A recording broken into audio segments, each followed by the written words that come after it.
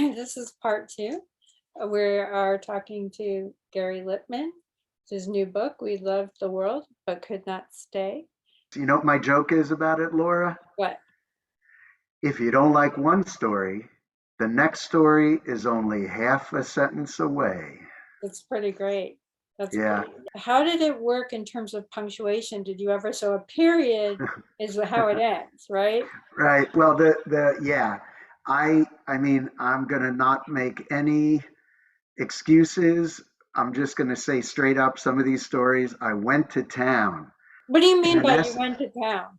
well, I wanted to pack in as much as I could. So one of the, many of the stories are very short. They're regular size sentences, but many are pretty long. For example, I have a story in my book, which is a true story about being caught in a shootout in Buenos Aires. One night I was sitting in a cafe, an outdoor cafe.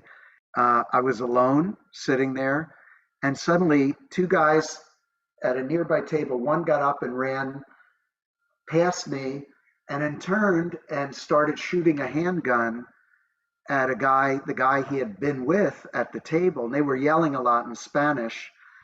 I thought they were kidding at first. And then I realized it was real. They were real guns, real bullets, and they were shooting right next to me. Everybody around me threw their tables, turned their tables over and ducked behind them to protect themselves. Although, as I recall, the tables were like hard plastic, so bullets probably would have gone through them. But their initial reaction, their automatic reactions, the people around me, were to throw the table over and duck behind it. My natural reaction, I didn't grow up in Buenos Aires. My natural reaction was run. So I got up and just ran. And in running, I realized that I'd made a mistake because I was fully exposed. They could have, either purposely shot me if they wanted to, or I could have gotten hit by a stray bullet. So as I ran, I was, like grimacing and, like, oh, the way if you're really, oh. And I ran and jumped over this little low wall that was there that kind of separated this outdoor cafe from the rest of this plaza. And I jumped over this wall, and one of my sandals fell off my left foot, as I recall. And I just kept running. I didn't stop to pick up my sandal with bullets flying. I was on automatic pilot, get out of there, And I kept running. In the course of running, I ran past a building, and there was a little Indian girl pressed against the building, and she had an expression on her face that was the very opposite of mine. She was completely docile and serene.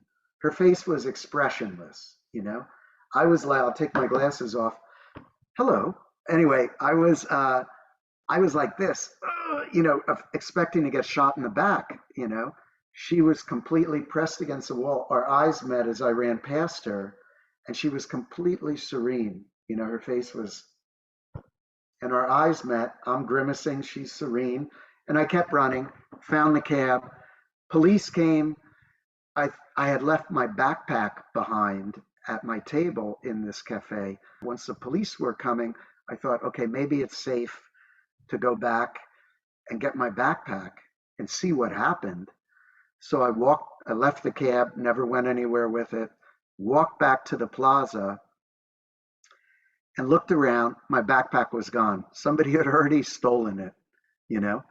And I felt completely high. It was like an intense buzz from the adrenaline Yeah. and Yeah. and from the absolute um, uh, you know jubilation that I was alive, that I'd survived this near death thing. They didn't have automatic weapons, thank God. They just had pistols. But I felt, really high and elated. The light would look brighter than it usually does, and I walked around in this state of bliss and kind of deranged bliss that I had survived. And I'm walking around, and I met some of the cops who wanted to talk to me about, as a witness. One of the shooters was dead. There were actually three guys together, and one turned against the other two.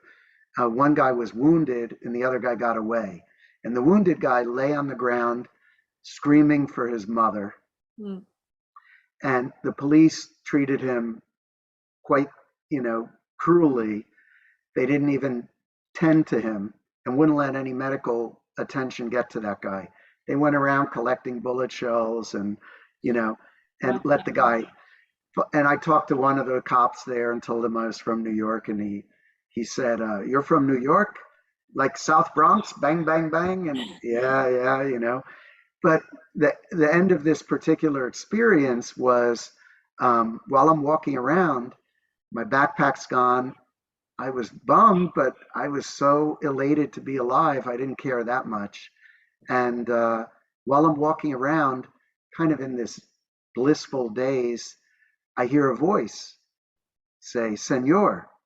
And I look, and it's the little Indian girl who I had seen pressed against the building with this serene face. And I look at her and I said, "See?" And she went like this, pointing down. And I look, and right there where my foot came out of it during my mad dash for safety was my sandal. Wow. So the story, I went at length in telling you that story because I decided to tell that whole story in one sentence. And it's over a page long. I hope it's readable and I hope readers enjoy it. But I did that in one sentence because I decided that having a long run on sentence where it's just, and then, and I felt like that, and then, I thought that would capture the breathless rush that I had running for my life and then coming back and feeling elated. I wanted it to be like this long, rambling, rush of breathless excitement. And And it always has a surreal kind of, is this real? Because then right, things, yeah, I and mean, things have a way of happening to you that seem like, okay, you can't quite tell where this is surreal. Like, the yeah, I mean, angel looking, spotting the sandal. yeah, I think, it could have been that I made that up. I mean, remember what I said earlier?